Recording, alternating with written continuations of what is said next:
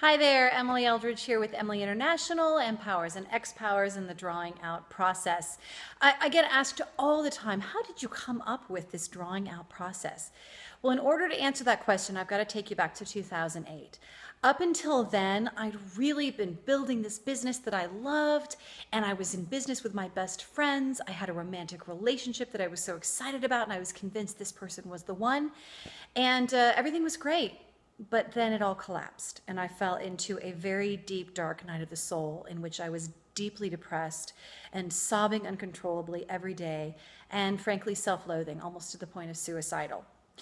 So it was during that time that all of my so-called inner demons really just slammed me in the face, and I could not escape them. I had to face them. So this one particular night when I was especially self-loathing and I knew that if I didn't call someone, I would probably hurt myself, I chose to call my mother. And my mother is an amazing psychotherapist. She is brilliant. So she'd given me a lot of free therapy over time. And I'd done a lot of other different modalities over the years. But anyway, I called my mother and I said, Mom, could you please just listen to me? Don't try to fix this. I just need you to listen. And so for about 30 minutes, she very patiently listened as I talked about all this awful, awful self-loathing stuff that I was feeling. And at the end of the call, I said to my mom, I said, thank you so much. I really appreciate you helping me and listening to me. And she said, Emily, I never want to leave you alone with a bully. And I thought, well, that's weird. I didn't say anything about a bully, but it turned on this light bulb in my head. And I realized that, yes, that's how this felt, that I was living with this bully inside of me. So the next morning I started writing a blog just to try to get rid of the feeling, And so I started writing this blog, Living with a Bully Inside Me. And as I was writing it, I felt a little bit better. But I noticed that I started getting these flashes of what this bully looked like inside of me. And so I thought, well, you know what, I'm just trying to get rid of the feeling. So maybe if I draw it, it'll help. So I grabbed some crayons and paper and I just started scribbling and just letting that monster inside of me come out. And sure enough, he did.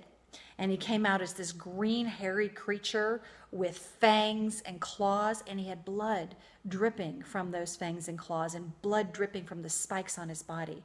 And that blood was mine because he had ripped me to shreds. He'd been ripping me to shreds. And weirdly enough, he actually also had a smile on his face, because he was gleeful, he was jubilant, because he had won. He had conquered me, and that's why he was smiling. But the most amazing thing about that moment is that within a few minutes after drawing this monster inside of me, he disappeared, and I never felt him again. He was gone. And I felt amazing, and I felt free, and I felt so light and expansive. And I thought, wow, this is amazing. All I did was draw him and I felt better. And so sure enough, I realized, okay, well, let me just keep doing this. So I walked around for several weeks, if not several months, with just crayons and paper. And I walked around drawing every single struggle that came up inside of me, every part of me that I was struggling with. And I drew everything from the part of me that wanted to eat too much sugar, to the part of me that was procrastinating, to the inner critics inside of my head. I drew them all. I did so many drawings, and you know what? I felt better and better and it was amazing, to the point where other people were noticing, what are you doing, Emily? What is this technique? What is this thing? Over time, these monsters, as I called them at the time, taught me about them. They taught me why they're here, what they're trying to do, how they were trying to help me, and how they were trying to protect me. And I learned everything I could about them. And this also helped me to learn how to guide them to permanently release and be at peace so that I could.